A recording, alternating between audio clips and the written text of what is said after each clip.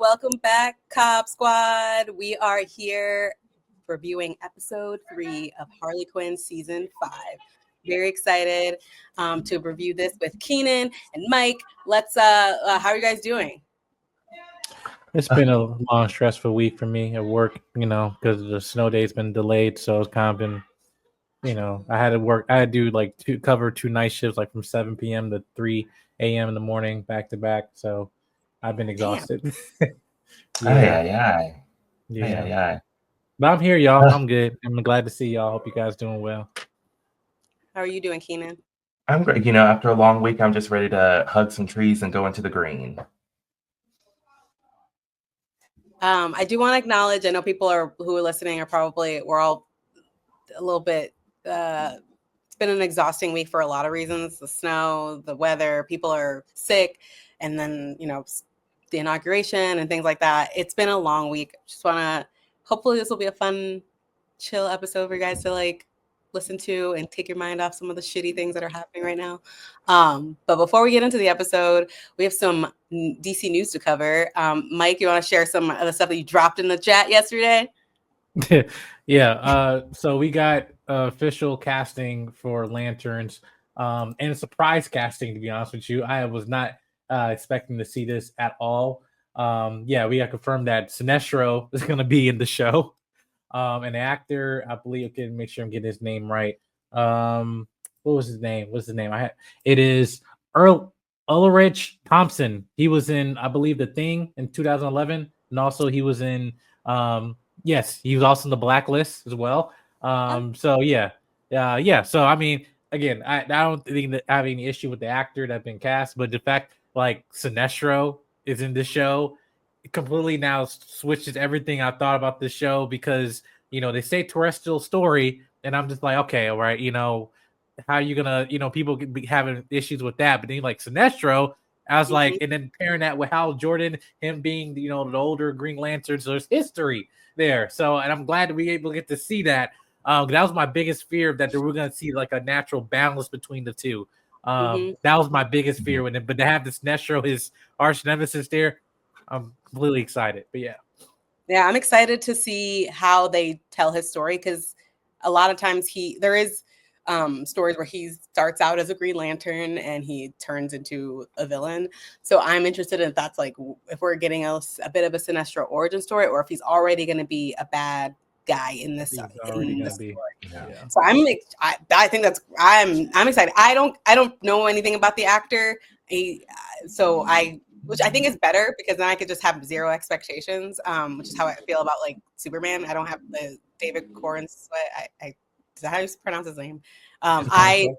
Corn Sweat. Yeah, I haven't watched anything of him, so I'm no expectations. I'm just excited to get that blank slate. But I'm excited to see Sinestro. We know that Supergirl is filming, and we also got a sneak peek of the back of her at I believe it's at a bar. It looks like she's at a bar with a hoodie on. And yeah, Millie Alcock is playing Supergirl. I'm very excited. We know that Jason Momoa. How did I blank on his last name? Is playing Lobo. We already know that he's going to be, if you haven't read Supergirl Woman of Tomorrow by Tom King and Bilquis Evely, you need to read it. It is so good. It is one of the really good, rarely good Tom King stories. I know, I'm sorry to the Tom King shade, but he's getting on my nerves. No, you're being honest. Thank you. He's getting on my nerves right now. Mine too. It's exhausting. I started out reading Black Canary Best of the Best. I was like, this started out so well, and now I'm like, what the fuck is happening?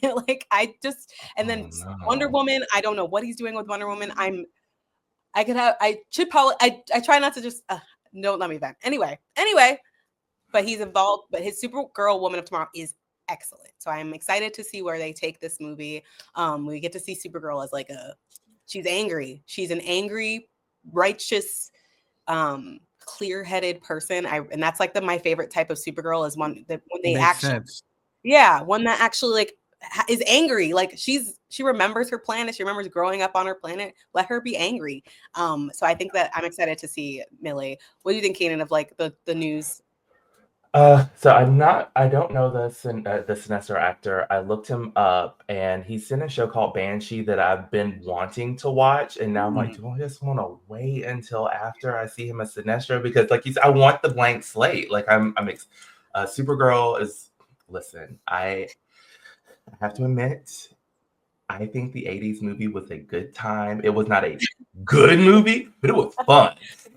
And it was of like the movies I rented as a kid. I rented Supergirl a lot. So I'm very excited about this, and I love Millie as young Rhaenyra. Like, yeah, it's perfect. Heart. It's like textbook. And so when they were like, "Oh, she's Supergirl," I was like, "Take my money. I'm ready." Yeah, I'm she's so like ready. Looks like her, like looks the part. I'm like, they're really nailing it. James and the casting team is really nailing it at this universe. Just alone, like Lois. I'm excited about Lois. I'm excited about Supergirl. I'm very, very excited about the cast of this new universe that we're about to step into. But yeah, I think that's all for news. Anything I missed? Anything I missed? No. All right, y'all. Let's dive into this episode.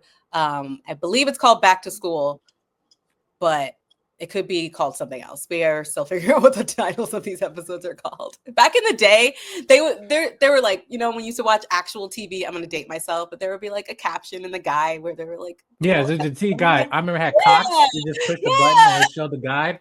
Yeah, the TV guide channel. Yes. Again, I missed that. Like, anyway.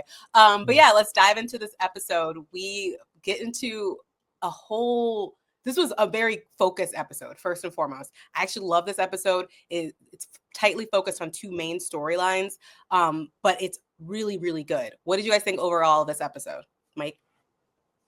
Yeah, I think again, when I think from comments, I think from previous seasons that people were kind of complaining about like how some of the story points were kind of going all over the place. Again, the big strive of this season again is going in terms of Harley and Ivy's relationship going in a new phase, and I think in a realistic phase. That I keep going to like the strength of this show is that they're showing realistic and patterns of relationships that we all go through. Whether dating, married, whatever. And I feel like it's important to tell stories like that when people are having different phases, someone dealing with their trauma or someone from their past comes up while they're in a new healthy relationship. What they do, they want to try to not be honest about what them running into them in the store, grocery store, something like that, or whatever, just basic stuff, right? But this obviously the extreme Harley Quinn show. And allowing that again, honesty is the best policy sometimes, especially when you're in a relationship, and much as the truth might hurt, it's also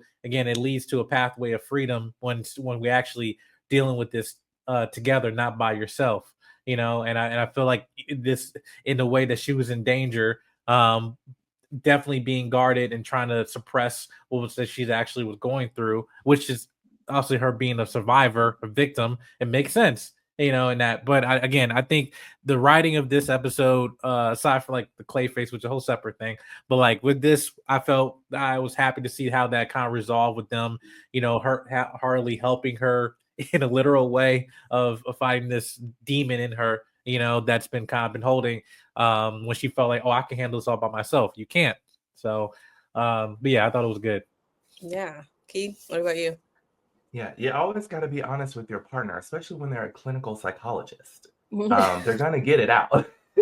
And I love when psychology Harley pops out, and she's always gonna do that. And I love the communication between those two, and that I think the show really does emphasize the importance of communicating with your partner. And so I'm just yes. And then Clayface is absolutely unhinged, and anytime he's on screen, and then they bring in Bane. It's always a good time. It's always a good time. I agree. I thought it was a good balance. Like the episode's very well balanced. Like we're dealing with the relationship issues that are manifesting in some really violent shit, but we have some comedic relief. And I was like, at first when I saw Clayface, I was like, come on. I was like, part of me wanted to see a little bit more of the troubles with the old gang. Just a little bit more, because we just had King Shark and his kids last episode, so I was wanting a little bit of a break. However, as we got through the episode, I was like, okay, this is hilarious, and it brings in the Daily Planet into a much bigger part of the storyline. so I was okay with it. And actually it was funny, like him kidnapping Perry. Of course he would do some dumb shit like that because he was mad about the reviews for his one-man show. Of course. Like I think it's an interest. It's a smart way to keep those characters in, because of course, like they are main characters. But yeah, at first I was like, come on, Clayface again. Look, we're doing this again. But I like the way they did that, and I honestly think we needed some comedic relief, because this was heavy. Like Jason is let's talk about Jason. Jason is Poison Ivy's villain. Floronic Man. I'm gonna get this right. Floronic Man is Ivy's villain. Like no one can debate. Like people debate sometimes who Deathstroke's villain is. He's a Titan villain first and foremost. But no one can deny that Floronic Man is, I said it right, is Poison Ivy's villain, and he's her worst villain. We see this, and I love that the show really got that. We got into that episode 2, and then we really see the fallout of why her vengeance plan was not a great idea. And because she was so, we talked about this, because she was so overcome with anger and vengeance, she made a catastrophic mistake, and it bit her in the ass this episode. Seeing her get it was painful. Like I literally love Poison Ivy so much. She, in this particular version of her, is one of my favorite versions of her of all time. So seeing her beat up like that was hurtful. I couldn't even watch it. Like it was hard. It was really hard to see her in that position. I love seeing Harley go to bat for her. I love seeing Frank get pulled in, and that kind of full circle moment with Frank and Jason. That was really rough though. Like, let's talk about the details of the green. I love them going back and forth in the green, how powerful the connection with all of them is, and seeing how like the colors were so different. Like Jason's like yellow and gross, kind of signifying bacteria and fungus. And Ivy's green and brown. Like I love that. So let's talk about Jason and the fallout of like him getting buzzsawed to death. What do you guys think? Keenan? Yeah, I felt like with that with him in terms of visually representing, like again, green or what do you call like weeds, like that kind of get taken out, that come and kind of go through the creeks, and stuff like that, representing more of like a parasitic type of plant, which again, there's goods and there's good side of plant and the green and the bad side of it. And so I'd like that they're coming from the same source, but at the same time, it represents who they are. He's evil and sinister, she's definitely powerful. But also the fact that she also had Frank pair with was his name Frank, right? Yes. Okay. Yeah, I think it was nice to have them together too, and doing what they can together, because they started this with each other, with that relation, because he was there too, only as this, small plant and everything.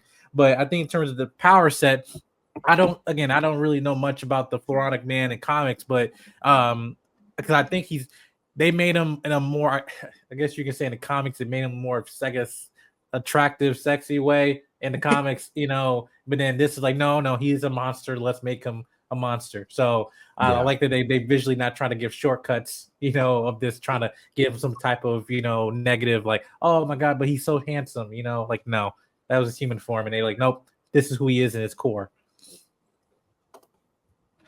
What you think?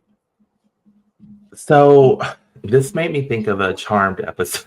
As I'm rewatching Charmed. Do you remember in season 4, and it's a slightly problematic episode, the Enter the Zen, it's like the Zen Master episode. And so they show like when you go into limbo and it reflects like the person who's there. And so I'm going to call him the Moronic Man, thanks to Frank. How he just kind of took over the landscape. When Ivy goes in, it's green and lush and beautiful and life is thriving. And then when you see him emerging from the tree, it just completely like devastates the landscape within the green. And it just to prove like he is such a rotten person that he can just like take over the most beautiful space. And I was worried for Frank. I also thought he was going to say, Frank, I'm your father.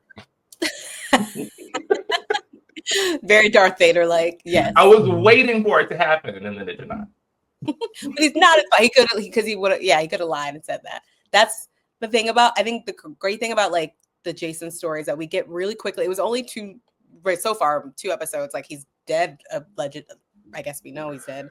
Well, Except you gotta torch him. No, I mean he is like a plant, so we don't know if he's for sure gone. I don't think he is.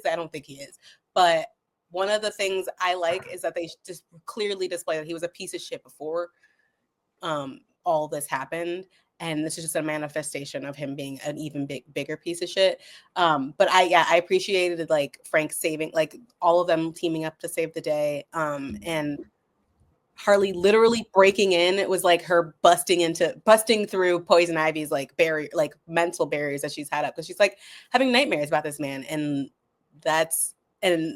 she still won't talk about it, and it's on the news. It made the news. So speaking of the news, we have to talk about Daily Planet and Clayface's kidnapping of Perry White, and also I want to talk about Perry and Lois's relationship a little bit. I don't like their relationship in this show. That's obviously they're on purpose, but almost every version of Perry and Lois is a very mentor-mentee, father-daughter relationship. He always has her back, always like he literally will listen to her. He pulls her in. She eventually becomes editor-in-chief. She's currently editor-in-chief right now in the comics because he went to bat for her. So like I don't really like their relationship in the show. I know it's for a purpose in this, like to show Lois as a down and out woman journalist, but like I really wish they would have done this with anyone else. We have other characters on the Daily Planet that like have that misogynist. I don't know. It just something about it is just not my favorite. But then like Clayface takes over, and it's just like, well, I guess Perry's not going to be a huge part of the show because it'll be Clayface. But let's talk. Yeah, what do you guys think about the Daily Planet, Perry, and all that? I completely agree. I love that mentor-mentee relationship, like the My Adventures with Superman, where this is where their relationship is growing, and you see where it's going to go with that show. And this is a little bit more like, no, you get it from me. This, just trust me on this. Mm-hmm. Yeah, I felt, because there's also like, I understand we're in Metropolis, but you could use other reporters to like I mean, Gordon Godfrey, like you could use him, like he's an asshole, so it's like it makes sense, like it's not an off character. And I mean, and you are listening. I understand the show tackle a lot of themes and stuff like that, but not everything has to be a relation. Like, okay, well, let's show a woman in the workplace, and let's like, no, we already know Lois Lane. You already have that writing of female empowerment with Harley and Ivy and stuff like that. Like, it just the change of character from Perry. I understand, like, yeah, he's a boss and stuff like that, but it's like you could use other characters to report on a news TV show. Like, it could be something like he's on the news, like Godfrey's on the news and just talking crap about the show, which is realistic now today in current times than what you see in the paper. But I mean, again, it's just journalism. It's either way. But I felt with that, this was kind of like one of like my weakest parts of this episode, just because like I like Clayface, but I just felt like, okay, again, as you mentioned, we're in Metropolis. Let's actually have Sid as well. Like, where's Lena? I haven't seen Lena this episode. I'm just like, hey, I want to see more of her, so at least kind of understand of her character and stuff like that.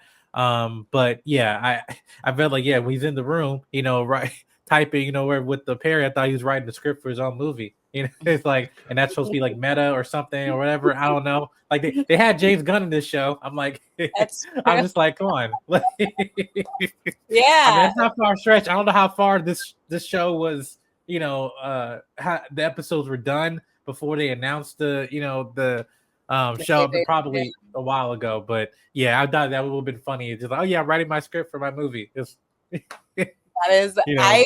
That would be so fucking funny if they made that a thing. Like, I just written by Clayface. That would be so funny. Oh my gosh! I mean, that would be hilarious. I was gonna say, like, I do think they plan this stuff pretty far in advance, because last year when we were at CinemaCon, when James called in to the WBD panel, the Warner Brothers panel, he was Peter. He was like 2025 will be the summer of Superman, and DC just announced the Summer of Superman special, comic book special. So like, I feel like they plan this stuff out. Like, this is a branding thing. Like, I do think that like them, I feel like that was a call to the fact that they have a Clayface movie or show. Is it a show or a movie? Movie. Okay. So that would be very interesting. I feel like they should make the Clayface movie a retrospective about Hollywood. You know how like the Fall Guy or like those type of movies that are about Hollywood. I feel like Clayface should be a movie about Hollywood, but with Clayface. But anyway, Yeah, again, yeah, gods and monsters. I mean, we're in this era of that's that. true. I feel they have a unique opportunity. I'm not going to be just looking at it at this point when they announce these movies because I know the writers that they have behind it, and in fact, I'm trusting. Hey, we're not greenlighting anything unless we have a clear story and direction and know where we're heading. And that to me, whatever you have, what character you put, to me is irrelevant. Because I mean, I grew up with DC where I was a child watching this. I'm like, okay, I don't know any of these characters, but now I grow to love them. But on the grand scheme of people who read these for like 20 years before, they're like, not the popular character. I'm like, well, now I love the Question. Now I love the Huntress and other stuff, other characters I haven't normally see because you put them and you gave them a great story. So yeah, you can do the same thing with Clayface. Facts. That's very, very true. Yeah. That's a good point. I think that CW, as much as we hate shit on the CW, and I do shit on the CW, the cool thing about the CW is that they did popularize a lot of characters that nobody would have known. And that's the same thing with that the MCU did with like the Avengers. Like, let's be real. Before the movies came out, nobody was checking for Iron Man or like Thor. Like, people were the big three were Spider-Man, Hulk, and Wolverine. Yeah, so like Iron Man, Cap, and Thor.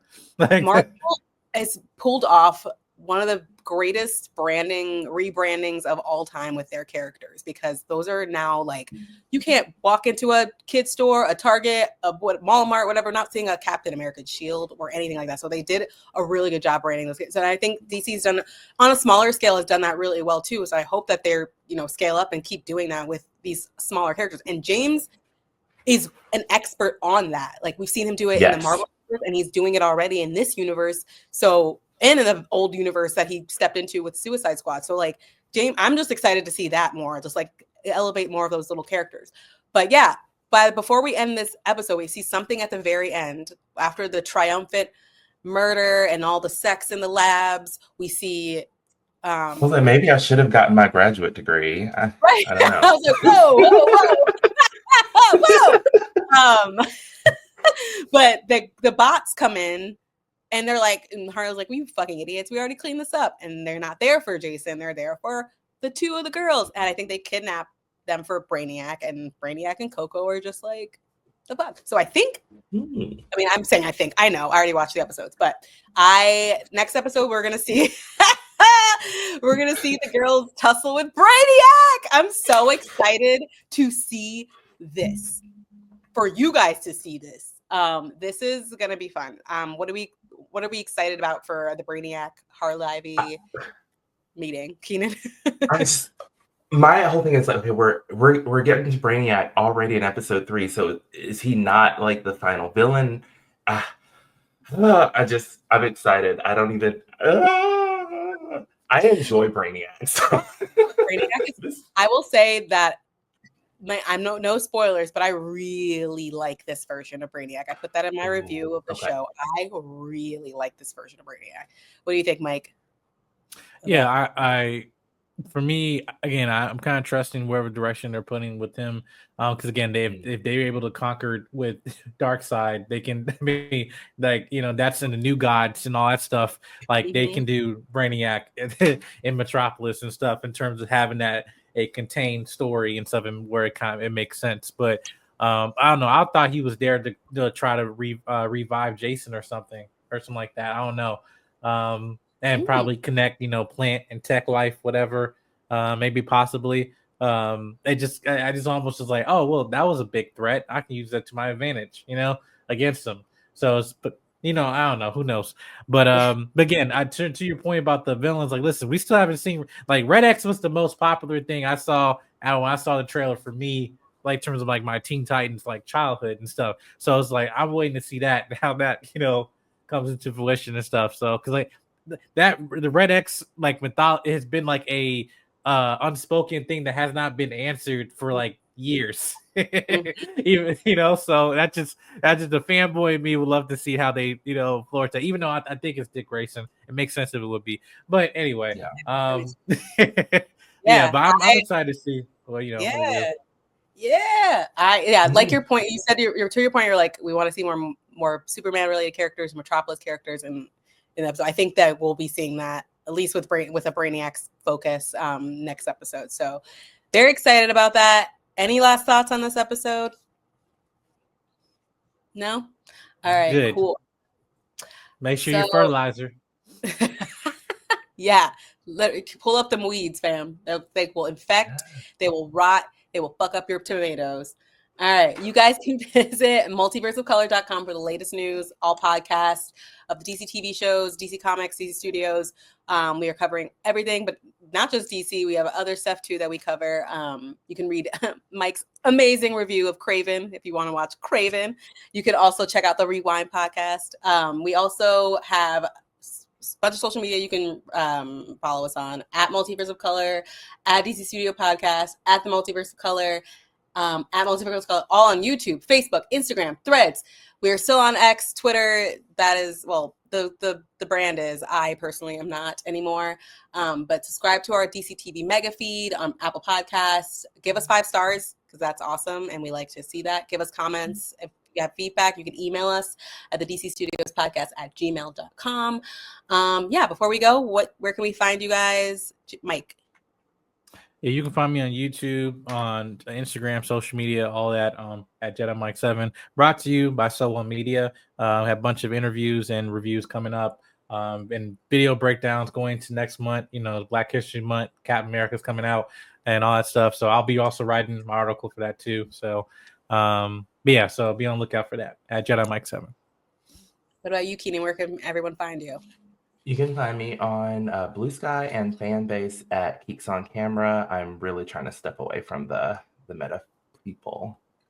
Mm-hmm. Yeah, same. I am at Vanessa Shark on Blue Sky. I have been updating my website. VanessaShark.com is finally updated. I have been updating it recently. I'm committed to, anytime I get the urge to post on my stories, I'm going to post on my website. I'm trying to focus all my content onto my website or Multiverse of Color. But I am on Blue Sky, and I have Snapchat, so you can ask. No, don't add me. No, don't do. Yeah. Hold up. Hold up for you. I actually don't step in. Hell no. I actually don't. No. We'll see you guys next week. Bye bye.